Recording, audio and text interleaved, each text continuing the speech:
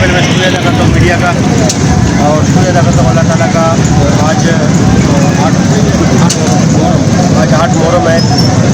गुज़श्ता तकरीबन 1 महीने से जो है हम हमारी पूरी टीम के साथ साथ सिंध जोन वेस्ट उसकी टीम मकोपी टाउन के हवाले से जो सफाई का काम किया है, और मकोपी में जो उन्होंने खदमात की है, ऊपर से बारिश हो गई, रेन एमरजेंसी, सोलह यूनिट पर मुश्तमिल तवील एरिया जिसमें हमने दिन रात काम किया, और सिंध जोन वेस्ट को हमारा शाना बशाना रहे। तो मैं उनका तहे दिल से शुक्रिया अदा करता हूँ, और उम्मीद रखता हूँ कि आइंदा भी जो है ना ये सिलसिला, ये तसलसल हम अपना जारी रखेंगे, अपने टाउन की खिदमत के लिए, अपने घर की खिदमत के लिए, और अपने लोगों को।